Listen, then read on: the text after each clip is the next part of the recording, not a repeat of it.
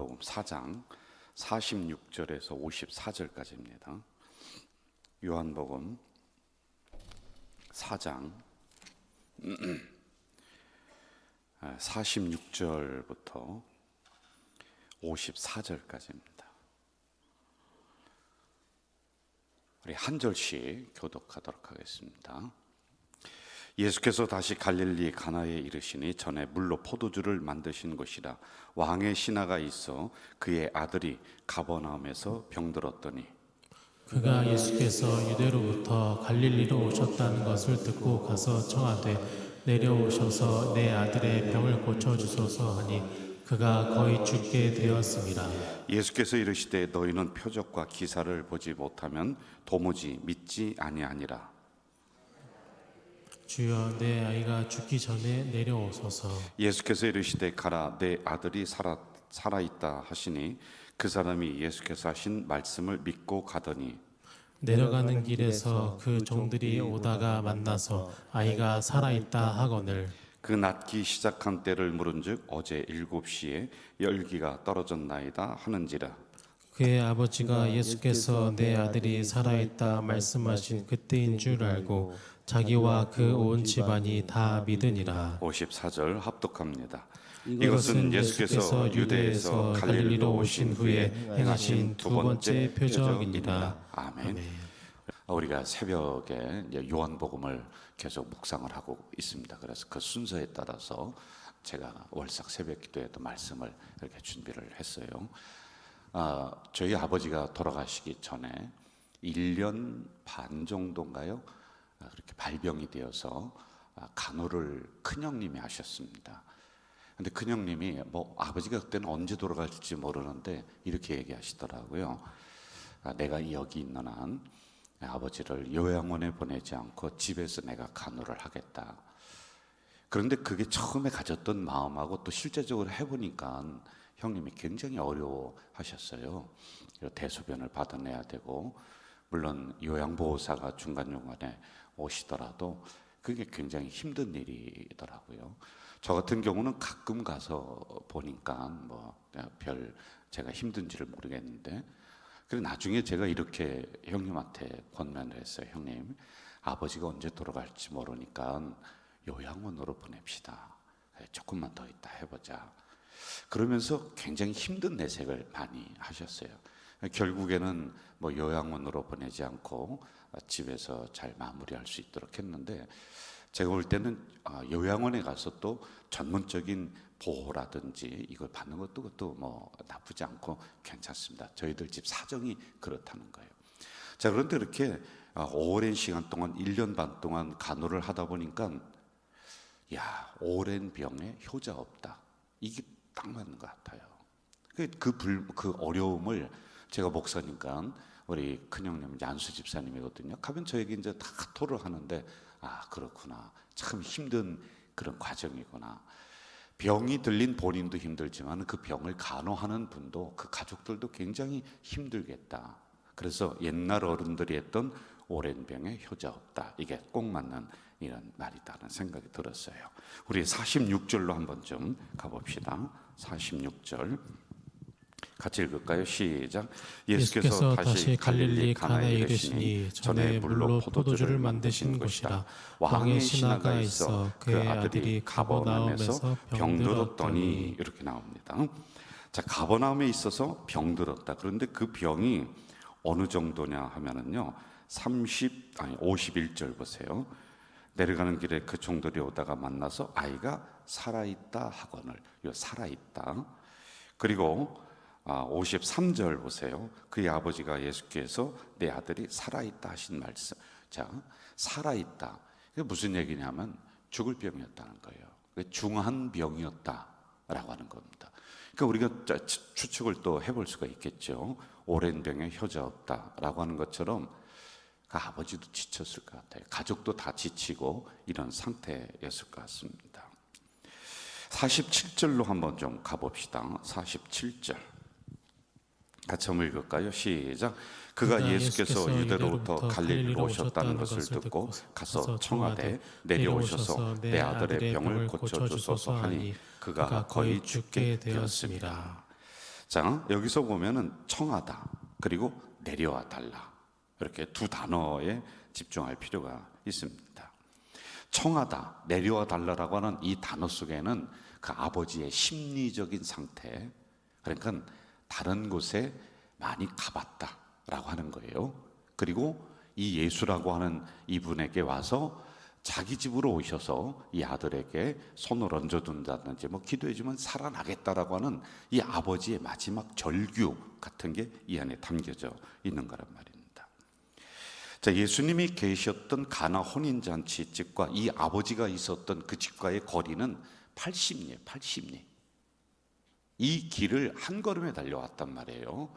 그리고 청하다, 내려와 달라, 간곡한 마음으로 예수님의 치유를 지금 바라고 있어요. 와서 기도 한번 해주세요.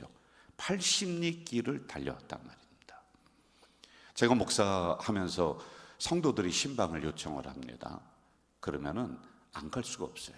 그 거리가 어떻든지 간에 가야 되는 거예요. 제가 제일 멀리 신방했던 건 뭐 이루 말할 수가 없어요. 이사를 갔는데 어디입니까? 저 춘천인가요? 거기서도 신방 와달라는 거예요.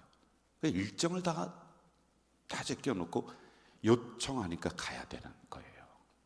자, 지금 80리 길을 그 자리에서 전화로 간 것이 아니라 80리 길을 그 아버지가 달려와서 예수님, 내 아들이 지금 죽게 됐습니다. 그러니까 오셔서 청했다, 내려와서 좀 기도해 주세요, 고쳐주세요, 이렇게 했단 말입니다. 이 정도 되면은 제가 볼 때 주님으로부터 칭찬을 받아야 되고, 그래 좀 기다려라, 이 사역 마무리되면 내가 뛰어가서 기도해 주마, 왜 그 정성이 있으니까 그렇게 할 만도 했었습니다. 그런데 48절로 한번 가봅시다. 48절 같이 읽을까요? 시작. 예수께서 이르시되 너희는 표적과 기사를 보지 못하면 도무지 믿지 아니하니라. 꾸짖는 장면이 나와요. 지금 여기에 문장으로 보면 별로 여러분이 뭐 혼내킨다, 꾸짖는다 그런 게 잘 느끼지 못할 수도 있습니다만은, 너희는 표적과 기사를 보지 못하면 도무지 믿지 아니하니라. 이 단어 속에는 꼭 눈으로 봐야지, 손을 얹어야지, 이게 꾸짖는 장면이에요. 굉장히 예수님이 그 아버지를 향해서 칭찬이 아니라 꾸짖어요. 너 눈으로 봐야지 이거 믿는다라고 하는 그의 잘못된 신앙을, 잘못된 마음을 여기서 딱 지적을 하고 있단 말입니다. 우리가 중요하게 여기서 한번 좀 살펴볼 게 있어요. 여러분, 우리나라는 무속신앙입니다. 기독교인들도 무속신앙에 굉장히 지배되어 있어요. 제가 언젠가도 설교했습니다마는 날짜 잡는 거라든지 뭐 무슨 이사 가는 날이라든지 또는 점 보는 거라든지 기독교인들 때문에 먹고 산다니까요. 아니, 비교가 나왔습니다. 기독교인들과 일반 그 사람들과의 점 보는 횟수, 그런데 차이가 별로 안 나요. 특히 젊은 친구들이 그런데 굉장히 환호를 하고 그렇게 좋아한다는 거예요. 이게 우리나라의 위로부터 내려오는 수천 년 동안 내려오는 무속신앙의 결과가 기독교로 들어와서 우리도 그렇게 하는 거예요. 그래서 하나님 앞에 싹싹 빈다든지 빌면은 하나님이 들어준다는 거예요. 잘 보세요. 자, 무속신앙의 핵심이 뭐냐면 내가 내 정성을 들여야 돼요. 내 물질을 드려야 돼. 그러면 귀신을 움직이는 거예요. 이게 이제 핵심이에요. 근데 요게 들어온 거예요. 이게 잘못된 신앙입니다. 굿을 아무리 많이 하고 수천 번 절을 한다고 해도 무속신앙은 귀신을 변화시키는 거지 내가 변화되지 않는 겁니다. 나를 변화를 안 시켜요. 나는 가만히 있는 거예요. 그리고 귀신을 달랜다든지 귀신을 또는 변화시켜서 내가 요구하는, 목적하는 것을 얻어내는 게 무속신앙의 핵심이에요. 자, 그럼 기독교 신앙 한번 봅시다. 기독교 신앙은 이 말씀을 따라 나가다 보면 우리도 똑같이 기도합니다. 주님을 향해서 뭐 무속신앙처럼 빈다고 한번 쳐봅시다. 그런데 결국에는 주님의 변화가 아니라 나의 변화입니다.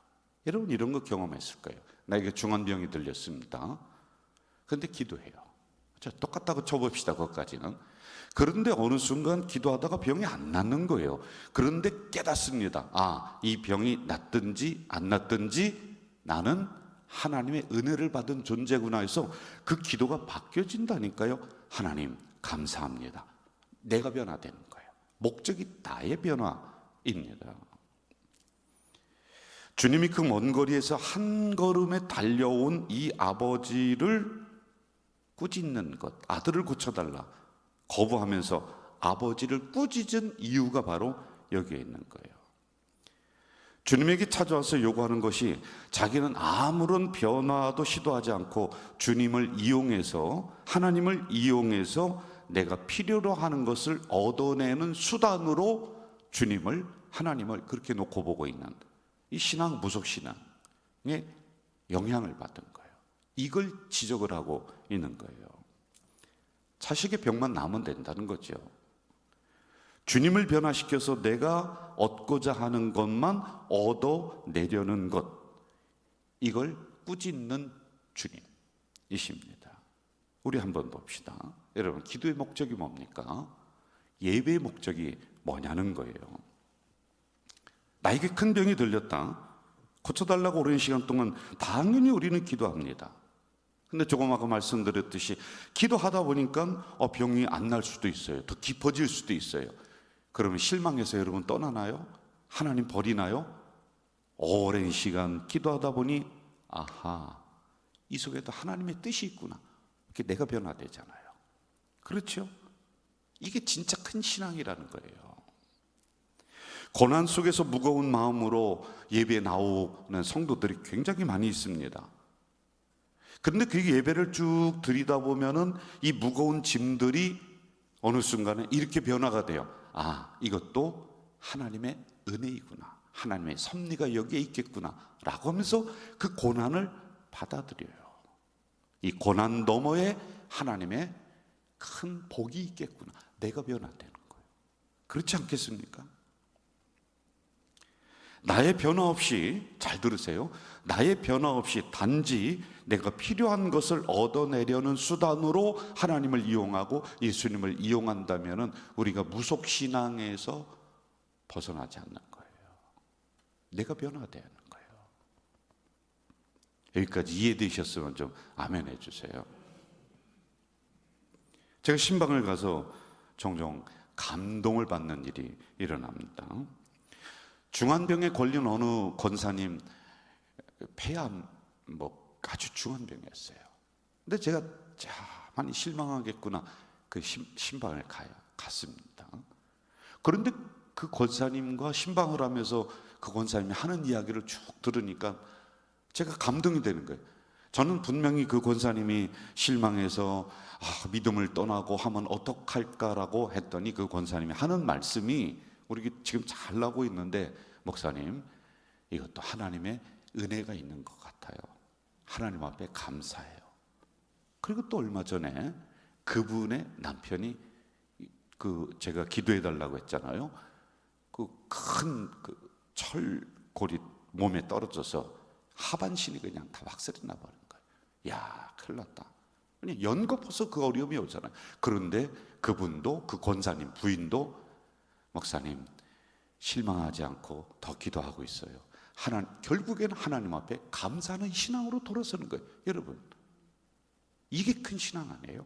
이걸 주님이 지적하는 거예요. 2주 전, 3주 전에 어느 집사님이 저에게 오셔서, 목사님, 디스크 때문에 고생하고 있어요. 기도해 주세요. 제가 뜨겁게 기도했어요. 간절하게 기도했어요. 근데 그 다음 날에 부목사님이 저에게 이런 얘기를 해주는 거예요. 목사님, 얼마 전에, 며칠 전에 기도했던 그 집사님이 싹 났어요. 그럼 얼마나 좋겠어요. 그게 아니라, 목사님, 기도해 주셨는데 디스크가 터져가지고 병원에 가서 수술했어요. 그래, 속으로요, 제가 스스로 실망했어. 아유, 능력도 없는 목사구나. 그렇게 하고 좀 미안한 마음으로 그 병원에 뛰어가서 신방을 제가 했습니다. 그런데 그 집사님이 오히려 뭐라고 하냐면, 목사님, 수술이 너무 잘 됐어요. 하나님이 우리 가정에 복을 주시려고 하나님이 말씀하시고 하나님이 이 고난 뒤에 이러한 은혜를 주실 것 같아요. 제가 가서요, 은혜 받고 왔다니까, 위로 받고 왔다니까요. 또 한 권사님이 있어요. 이분도 한 4주 전인가요? 목사님, 그분도 디스크야, 허리 여기 때문에 너무 힘들어요. 기도해 주세요. 그래서 같이 교육자들 있고 제가 그냥 안수기도를 했습니다. 며칠 지났습니다. 그런데 그분이 있다가 뭐라고 하냐면 며칠이 아니라 그 다음 주인가 다음 주에 저에게 그러는 거예요. 목사님 기도해 주셔가지고 이 허리에 있는 디스크가 싹 났어요 라고 하면 또 얼마나 좋겠어요. 근데 그게 아니라 목사님 기도해 주시고 나서 허리가 더 안 좋아져서 병원에 가서 주사를 2번을 맞고 그랬더니 조금 괜찮아요. 그래도 목사의 기도에 의지하지 않고 자신이 여전히 예배에 나오려고 하는 것, 목사의 안수 기도에 의지하지 않는 그보다 더 큰 신앙으로 가는 거예요. 이걸 얘기하고 있는 겁니다. 꾸지람을 받았지만은 그 다음으로 이제 한번 보세요. 여러분 50절로 한번 가봅시다. 50절 같이 한번 읽어볼까요? 시작. 예수께서 이르시되 가라, 내 아들이 살아있다 하시니 그 사람이 예수께서 하신 말씀을 믿고 가니라. 할렐루야. 이렇게 나가는 거예요. 목사의 기도에 의지하면서 무엇인가를 얻어내려는 수단이 아니라 내가 생각된 대로 응답되지 않았어요. 내가 계획된 대로 진행되지 않았어요. 그럼에도 불구하고 여전히 하나님 앞에 하나님 감사해요. 우리 가정에 이런 큰 복을 주시려고 해요. 하나님 앞에 여전히 예배자로 서 있고 기도자로 서 있는 그 집사님, 그 권사님, 큰 신앙이에요. 그런 분들이 여기서 말씀하시는 50절 여기까지 간 거예요. 이제는 목사님의 기도만 의지하는 것이 아니라 하나님의 말씀을 내가 믿습니다. 저는 여러분이 이런 신앙 되시기를 주의 이름으로 축원합니다. 자, 아직 살아있다는 소식을 들은 게 아니에요. 그런데 그 말씀을 믿었다. 네가 표적을 보고 이적을 보고 눈으로 보고 가서 만져보고 믿는 신앙에서 이제는 내가 눈으로 보지 않습니다. 만져지지 않았어요. 그럼에도 불구하고 나는 하나님이 말씀하시니, 주님이 말씀하시니 그 말씀을 믿습니다라고 하는 이 신앙까지 나아가야지만 되는 거예요. 여러분 꼭 눈으로 봐야 믿습니까? 손으로 만져져야지 다 있나요? 뭐 그렇게 어리석은 생각을 하세요. 안 보여지는 것들 수도 없이 많이 있는 거예요. 그러니까 여러분 마스크 쓰고 다니고 바이러스가 보입니까? 안 보이잖아요. 이게 놀라운 내적인 신앙의 변화, 말씀을 믿습니다. 자, 53절로 가면서 이제 마무리 한번 해봅시다. 53절 같이 읽어볼까요? 시작. 그의 아버지가 예수께서 내 아들이 살아있다 말씀하신 그때인 줄을 알고 자기와 그 온 집안이 다 믿으니라. 아멘. 눈으로 본 것이 아니라, 만지면서 믿은 것이 아니라, 눈으로 안 봤습니다. 만져지지 않았습니다. 그럼에도 불구하고 이제 하나님을 어떤 것을 얻어내려는 수단이 아니라 내가 변화가 됐어. 내가 믿습니다라고 하는 그 단계까지 나갔어요. 그랬더니 어떤 일이 일어나요? 아들이 낳았대. 그의 믿음으로 거리가 80km 떨어져 있는, 80리가 떨어져 있는 그 집의 현장에 역사가 일어나는 거예요. 기도 여기서 합니다. 그러나 기도의 응답의 역사는 여러분들이 아들이 있는 곳, 딸들이 있는 곳, 수백 리 길, 거기서 역사가 일어날 줄 믿습니다. 이게 기가 막힌 신앙인 거예요. 말씀을 믿는 그 신앙은 아들을 살립니다. 그런데 그 아들만이 아니라 나중에는 온 집안이 예수를 믿었더라. 이 복이 일어나는 거예요. 저는 이번 한 달도 이런 믿음으로 우리 공동체가 나갔으면 좋을 것 같아요. 내가 기도한 것 응답이 되든지 안 되든지 전에는 그것에 따라서 내가 신앙이 좋았다가 나빴다가 웃었다가 울었다가 교회를 나왔다가 안 나왔다가 그러한 가벼운 신앙이었다면은 이제는 하나님을 변화시키려고 하는 것이 아니라 내가 변화가 돼야 돼. 응답이 안 돼도 감사, 응답이 돼도 감사, 여전히 병중에 있어도 감사, 병이 나도 감사, 이러한 신앙으로 나아가시길 주의 이름으로 축원합니다. 더 나아가서는 하나님의 보이지 않는 말씀을 내가 믿는 거야. 믿을 때 여러분의 현장이, 여러분의 자녀들이 기도했던 목적이 그곳에서 기적의 역사가 일어나는 이번 한 달이 될 줄로 믿습니다. 여러분, 이 시간에 우리 찬양하고 또 같이 기도하는 시간 갖도록 합니다.